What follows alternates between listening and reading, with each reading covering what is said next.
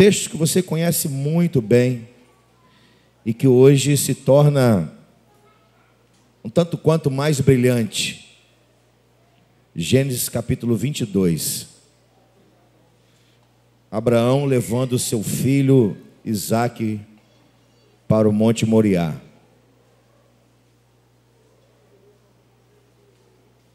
Gênesis capítulo 22.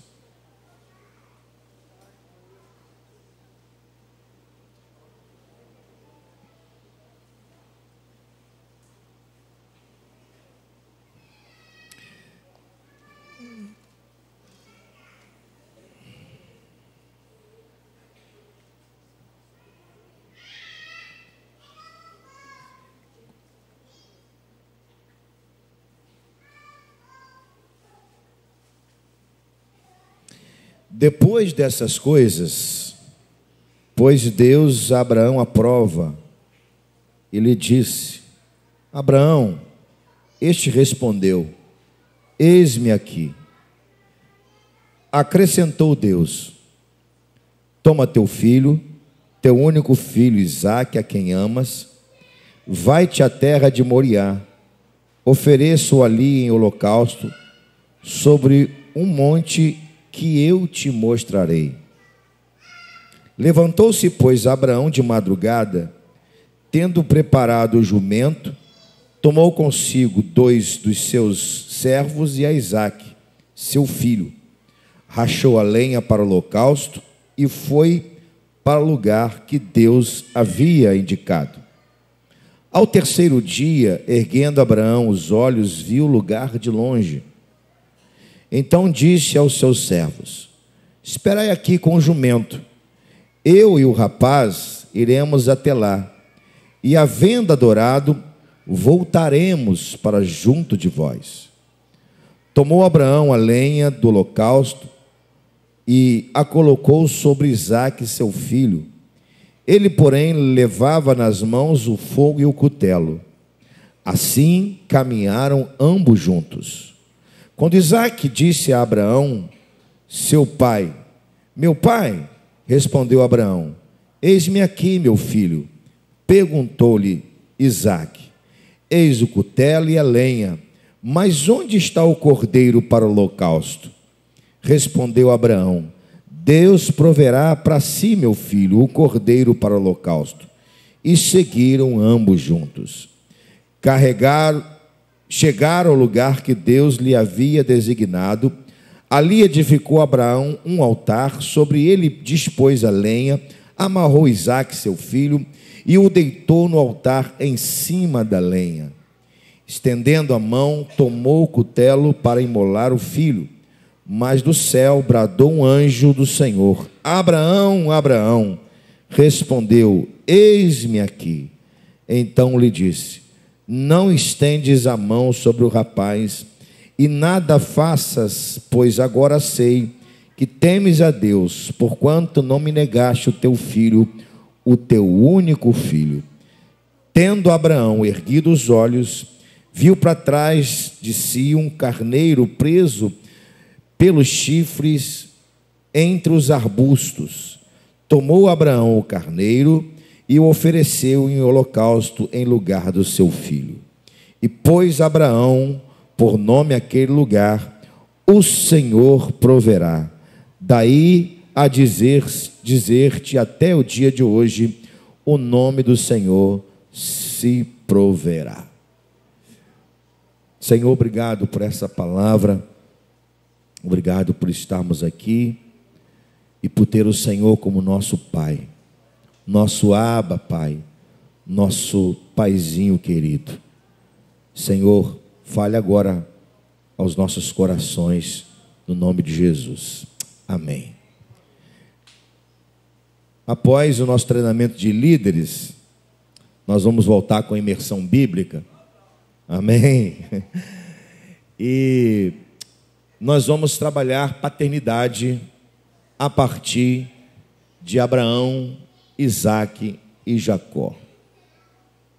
Esses 3 homens são os patriarcas da nação de Israel. E em cima desses homens se constrói toda a identidade da nação de Israel. Então nós vamos aqui mergulhar nesses 3 homens e vamos entender como que a nação de Israel é construída no seu caráter, nos seus princípios, nos seus valores. E vai ser uma bênção. Eu quero convidar você depois do nosso treinamento de líderes, que será quarta-feira agora, né? Nós vamos, na outra quarta-feira, recomeçar a nossa imersão às quartas-feiras e vamos estudar então a identidade de nação de Israel sobre os patriarcas Abraão, Isaque e Jacó. Dentre eles nós temos esse homem aqui, Abraão, o pai da nação de Israel. Por isso que a nação se tornou-se identificada como pai. Abraão, Isaque e Jacó, ele é o primeiro, ele é o pai da fé da nação de Israel. E hoje ele é espelho para nós em algumas lições que vamos aprender nesse Dia dos Pais. Nós, pais, que sempre estamos lidando, obrigado, Mazinha, estamos lidando com decisões difíceis. Isso quando é um pai de verdade, né? Um pai de verdade sempre lida com decisões difíceis e ele sempre toma as decisões difíceis, e as decisões que ele toma vai ser sempre fundamentada em amor, em sacrifício, em entrega. Pensando nisso, eu quero meditar com você sobre o tema a difícil decisão de um pai. A difícil decisão de um pai. Então quero rapidamente compartilhar algumas lições com você. Vou pedir para você anotar, se você assim desejar. Mas se você não quiser anotar, você vai poder pegar a mensagem no YouTube, ou senão eu posso te passar essas lições. Mas eu as quero compartilhar com você nesta manhã, irmãos. São lições preciosas, preciosíssimas, que você deve observar e depois colocar em prática na sua vida. Não somente você que é pai que está aqui, mas todos nós que estamos aqui nesta manhã. Então vamos lá, quero compartilhar com você essas lições. A primeira delas: na vida de um servo do Senhor, prova e obediência andam juntas. Preste atenção. Na vida de um servo do Senhor, prova e obediência andam juntas. Você pode observar isso do versículo 1 ao versículo 4. O texto começa assim, olha como é que o texto começa. Depois dessas coisas. E a gente precisa perguntar, que coisas que o texto está se referindo? O texto está se referindo, evidentemente, aos acontecimentos anteriores a esse. Se você virar a página na sua Bíblia, nem precisa virar, você vai ver Abraão fazendo aliança com Abimeleque. Você vai ver que Abraão está aqui vivendo um tempo de refrigério. Ele vai plantar tamareiras em Betseba. Ele vai viver um tempo de repouso, um tempo confortável.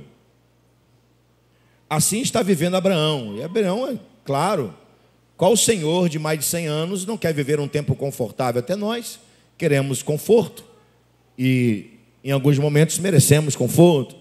Então aqui é um senhor com mais de 100 anos, está vivendo um tempo de conforto.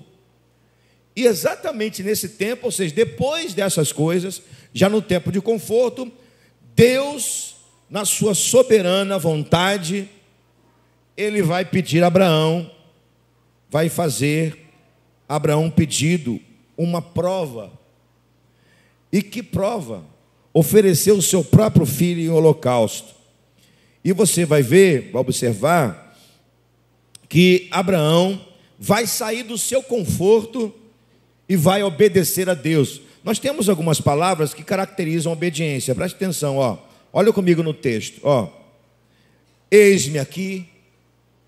Outra palavra, ó. levantou-se de madrugada, tudo palavra que caracteriza a obediência, ó. Preparou o jumento, rachou a lenha, e o versículo 3 diz assim: foi para o lugar que Deus havia indicado. Tudo sinal de obediência. Olha o versículo 4. No versículo 4 diz assim: ao terceiro dia, Abraão viu o lugar de longe. Tudo demonstração de que ele estava obedecendo a Deus. Ao mesmo tempo, a gente pode ver nesses versículos que a prova está aqui. Ele está sendo provado por Deus e está obedecendo essa prova. Então, prova e obediência andam juntas. Na vida de um crente, isso vai sempre acontecer. Vida de crente, meu irmão, nunca será confortável. Prova faz parte da vida de um servo do Senhor. Enquanto você e eu estivermos vivendo o fôlego de vida, prova vai sempre fazer parte da nossa vida. E olha, um dos maiores desafios nosso, preste atenção nisso, um dos maiores desafios que nós temos na vida é não fazer do conforto um Deus. Vou repetir. Um dos maiores desafios da nossa vida é não permitir que o conforto seja um Deus. Porque nós temos, irmãos, muita coisa que nos deixa confortáveis. Vou te dar alguns exemplos. Alguns anos atrás, para você assistir um filme, só a misericórdia de Deus. Hoje você tem Prime Video, você tem Netflix, você tem YouTube. Se nós não pagamos um pacote de TV, assinatura, temos pelo menos no telefone, no smartphone, o YouTube. E a gente pode assistir filmes a horas a fios. Isso é conforto. É apenas um exemplo que eu estou te dando. Isso é conforto. É errado? Evidentemente que não. Evidentemente que não. Só que conforto não pode suplantar, ser maior do que a nossa realidade de vida de um servo de Deus. E um servo de Deus sempre vai conviver com a realidade da prova. E na prova ter que obedecer. Vou repetir. Na nossa vida, nós vamos ter que sempre conviver com a realidade da prova. E na prova, nós precisamos obedecer. Então, diga comigo: prova e obediência caminham juntas. Essa é a primeira lição que Abraão está nos ensinando. Que prova e obediência caminham juntas. E muitas das vezes Deus vai fazer isso para nos tirar do conforto. Deus vai fazer isso para nos tirar do conforto. Vamos à segunda lição que esse pai vai nos ensinar mediante uma decisão difícil. A segunda lição é essa: entre a fé e a razão, decida pela fé. De novo, entre a fé e a razão, decida pela fé. Qual a lógica de Abraão? Lógica. Ou seja, razão, intelecto. Deus não recebe o sacrifício humano. Prestou atenção? Qual a lógica? Deus não recebe sacrifício humano.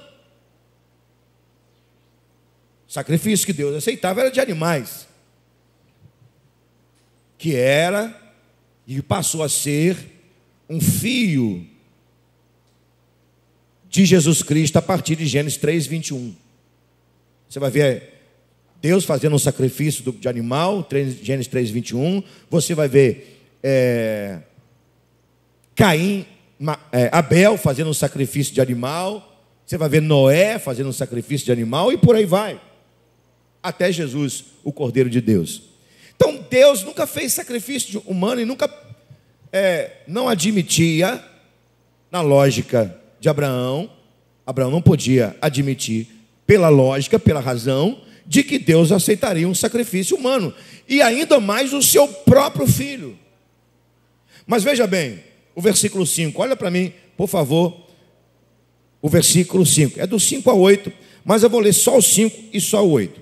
Olha o versículo 5.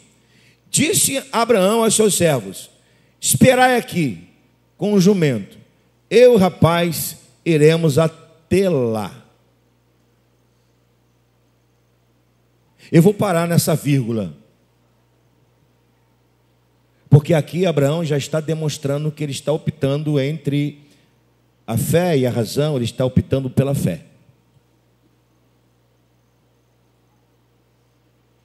Agora, a sua fé é tão grande, que ele fala assim: eu e o jovem e o menino iremos.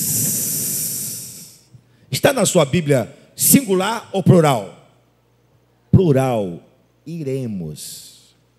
Mas não é apenas iremos, o plural continua: voltaremos.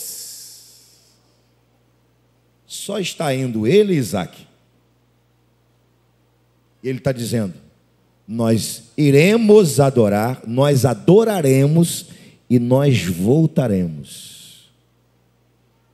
Abraão está optando pela fé, mesmo que a razão diz para não fazer. A lógica é: Deus não aceita sacrifício humano. Mas qual a explicação de Abraão estar disposto a oferecer seu sacrifício? Qual a explicação? Qual a explicação bíblica que demonstra que Abraão está optando pela fé? Hebreus 11, 18 vai nos responder. É possível colocar aí, minha filha, por favor? Hebreus 11, 18. Nicole vai colocar. E está aqui a razão pela qual Abraão está disposto a oferecer seu filho em sacrifício, mesmo que a lógica, que a razão diga que não. Esse texto, Hebreus 11, 18, esse é 18? Deixa eu ver aqui então, se eu não dei o versículo errado. Esse é o 18. Então deixa eu achar aqui.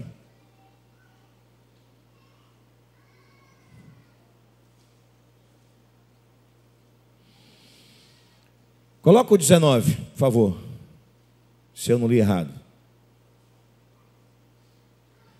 Embora Deus lhe tivesse... é esse aí, é o 19, perdão. Deu o versículo errado. Aqui está, irmãos, a razão de Abraão, melhor dizendo, aqui está a resposta de Abraão optar pela fé e não pela razão.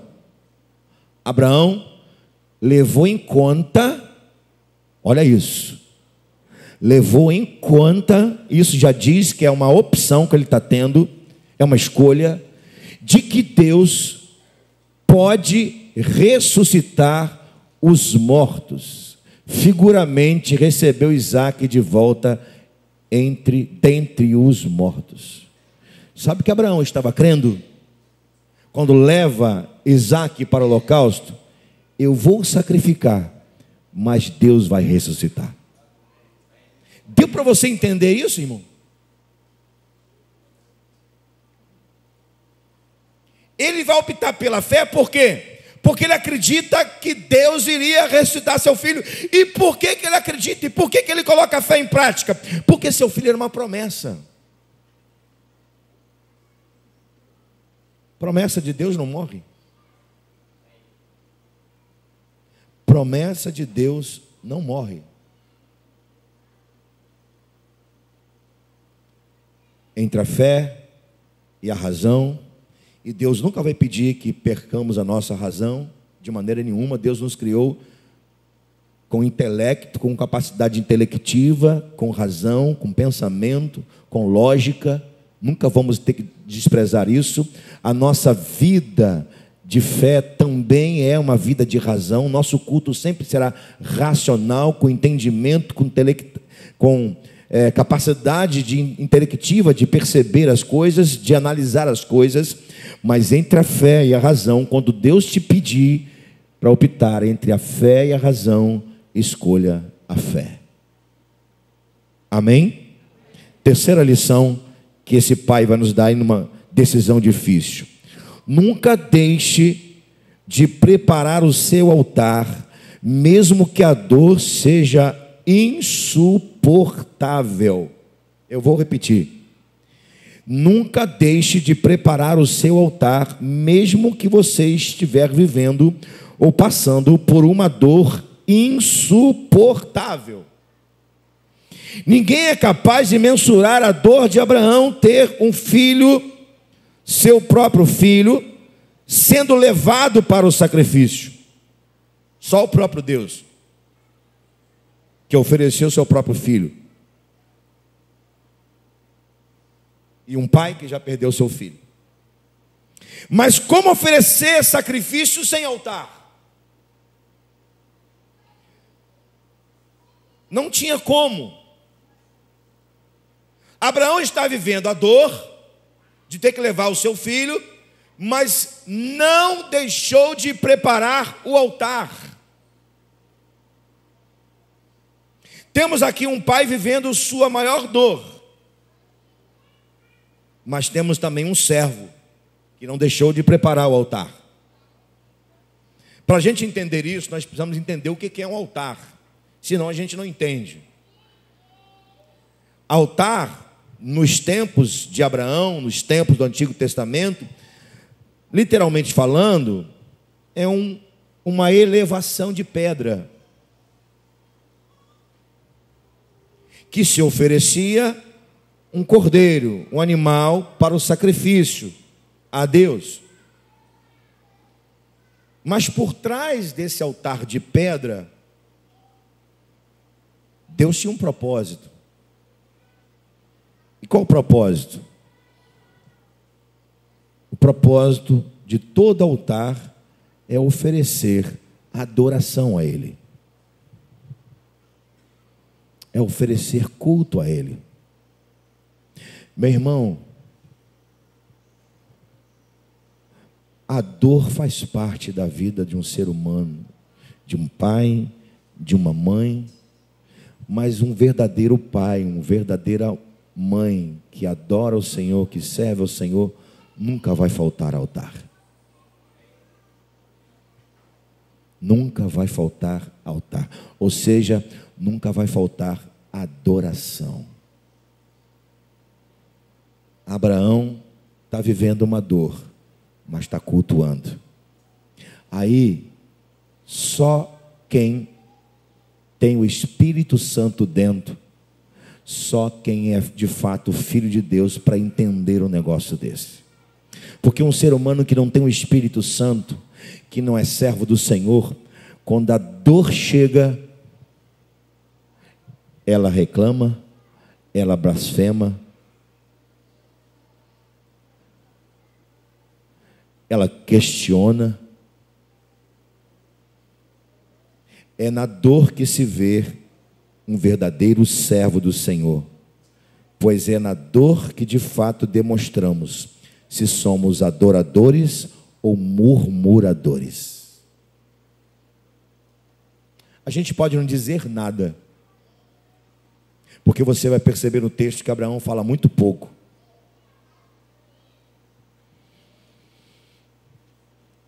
As palavras de Abraão são palavras de um servo e de quem tem fé. Deus proverá para si o cordeiro, meu filho. A gente pode não dizer nada. Eu passei por uma dor pequena, muito pequena, mas pequeníssima, diante de muitas dores que muitos irmãos, muitos servos do Senhor passaram. A minha dor foi pequenininha. Tinha dia, irmãos, que eu só conseguia citar salmos. Citar salmos. Mas eu posso te dizer uma coisa, na minha dor, mas assim, muito pequena, diante de muitas dores maiores que muitos irmãos passaram, vão passar, e que muitos servos do Senhor nesse momento passam. Eu posso dizer pela minha dorzinha pequenininha, de que vale a pena, no meio da dor, lembrar que existe um Deus que um dia irá tirar, eliminar de nós toda a dor. Na dor não pode faltar altar. Diga comigo isso, por favor. Na dor nunca pode faltar altar. E altar é adoração. Amém, amados? Última lição para a gente ir embora.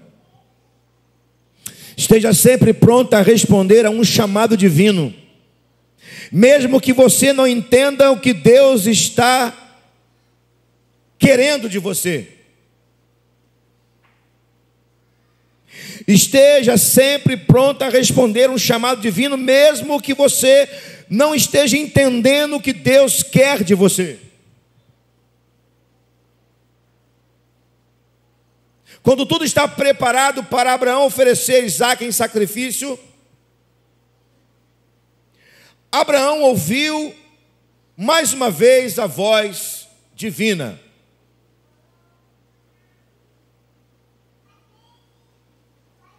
Versículo 11. Ele está assim, pegando um caminho, pronto para oferecer o seu próprio filho, e mais uma vez ele é chamado: Abraão. E mais uma vez, irmãos, a expressão eis-me aqui sai da boca de Abraão. Irmãos, eu tenho muito medo de dizer essa palavra, eis-me aqui. Muito medo. Temor de dizer eis-me aqui. Olha o versículo 11.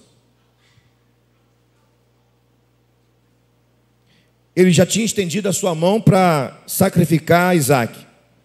Mas do céu lhe bradou o anjo do Senhor: Abraão, Abraão. Ele respondeu: eis-me aqui.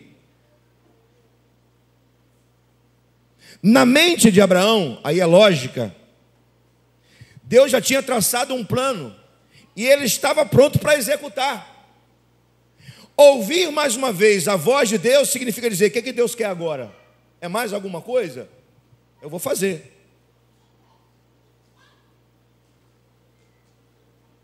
Por isso que eu digo a você que é muito difícil dizer essa frase: eis-me aqui. Não era a primeira vez que Abraão está respondendo ao chamado de Deus. Agora, olha só que interessante, esse advérbio de lugar aqui. Esse advérbio de lugar aqui, ele significa dizer: pode olhar para mim.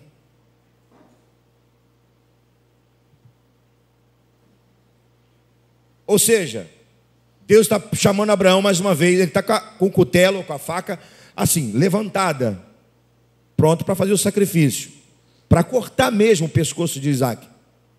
E aí Deus, através do anjo do Senhor, que creio ser uma teofonia, o próprio Senhor, na figura de um anjo, está dizendo: Abraão, chamando pelo seu nome 2 vezes: Abraão, Abraão. Ele está respondendo: pode olhar para mim.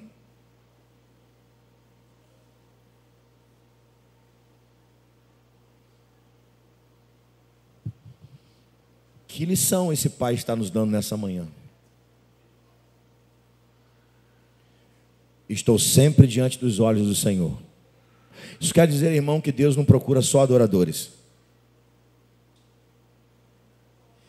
Deus não procura só adoradores.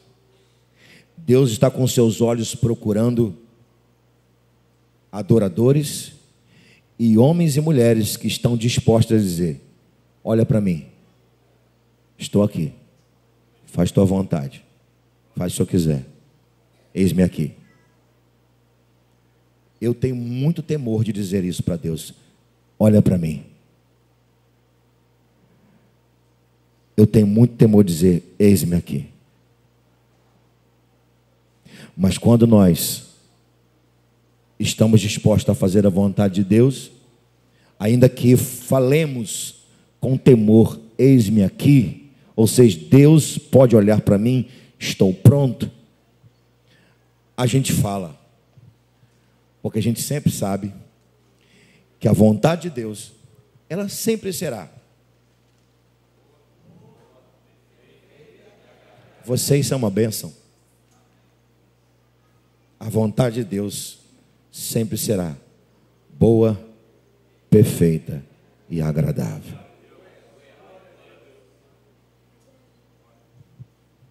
Decisão difícil de um pai.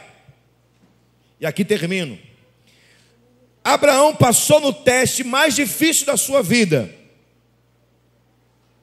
Deus não somente poupou seu filho Isaque, como ofereceu um cabrito no lugar do seu filho Isaque. E aí Abraão vai colocar o nome daquele lugar, Jeová Jirê. Deus proverá. Decisões difíceis que são tomadas e que geram a aprovação de Deus, consequentemente nos levará a grandes conquistas. Decisões difíceis que nós tomamos, que gera a aprovação de Deus, vai nos levar a grandes bênçãos e grandes conquistas, porque o texto vai dizer que Deus vai confirmar sobre Abraão sua promessa. Ele vai dizer: da sua descendência, ou a sua descendência será como o pó da terra e como as estrelas do céu. Deus junta as duas. Deus, na trajetória de Abraão, mostrou essas duas promessas de maneira separada. Primeiro ele mostrou as areias da terra. Depois ele mostrou as estrelas do céu de dia, não era de noite. Tá bom? De dia, não era de noite. Olha as estrelas, se é que você pode ver e pode contar. Deus mostrou separadamente, a sua descendência será como o pó da terra, como as areias do mar e como as estrelas do céu. Aqui Deus junta as duas, como se dissesse a Abraão: meu filho, porque agora Deus o pai está falando para Abraão, e Abraão não é pai, Abraão é filho. E Deus não tem neto, Deus tem filho. Então Deus não está falando com o neto, está falando com o filho. Meu filho, você tomou a decisão mais difícil da sua vida, passou na prova. Então eu confirmo que a sua descendência será como pó da terra, como as areias do mar e como as estrelas dos céus. Vou repetir para a gente terminar. Decisões difíceis, tomadas como prova, sempre vai agradar a Deus. E Ele vai gerar, vai nos dar grandes bênçãos e grandes conquistas. Fique em pé, meu irmão. Vamos orar. Deus te abençoe quando você tiver que tomar decisões difíceis. E fique tranquilo. E que Deus não nos dá prova além do que possamos suportar. Na verdade, a palavra de Deus diz tentação, mas também podemos colocar como prova. Deus não nos dá prova além do que possamos suportar. E eu termino com uma frase que já citei, pastor Elcio de Assis. Frase poderosa. Deus é especialista em dar. Mas não se engane, Ele sabe como pedir. Deus sabe como dar, mas não se engane, Ele sabe como pedir. E se Deus te pedir alguma coisa difícil, pode ter certeza que você vai saber suportar a prova, porque Ele não vai deixar você sozinho na prova. Amém, amados? Vamos orar, vamos falar com o Senhor, para a gente sair daqui. E nós, pais, hoje é o nosso dia, né? Receber o carinho, o afeto dos nossos filhos. Quem é vovô duplamente? Quem é o vovô duplamente? Baixe sua cabeça, feche seus olhos. Senhor, obrigado por estarmos na tua casa e estar debaixo da tua mão poderosa. Obrigado por ser o nosso Pai, o nosso Abba Pai, nosso Paizinho querido. Paizinho amado, Paizinho querido. Obrigado por nos ensinar através dos nossos erros, através dos nossos fracassos e através das tuas provas, de que o Senhor sempre sabe o que é melhor para nós. Por isso, nesta manhã, nós te bendizemos, porque o Senhor sempre sabe o que é melhor para nós. E mesmo que tenhamos que tomar decisões difíceis, ó Deus, nós temos a plena certeza de que no fim de cada prova, tu tens uma bênção para nós. Nós vamos para as nossas casas felizes, porque a tua companhia vai conosco. Nós vamos voltar para esta casa logo mais, para te adorar, para te louvar, felizes, porque o Senhor nos trará de volta à tua casa, para mais uma vez te adorar. E voltaremos para nossa casa no término do culto à noite, com a mesma convicção: tu és o nosso Deus, tu és o nosso Pai, tu estás conosco, tua vara, teu cajado nos consola, tu és o nosso rochedo, tu és o nosso esconderijo, tua destra nos sustenta, tua mão nos guia, teu amor, teu grande amor inunda os nossos corações. Bendizemos-te nesta manhã, nosso amado Pai, no nome de Jesus. Amém e amém. Deus te abençoe, meu irmão, a paz de Jesus. Até logo mais, em nome de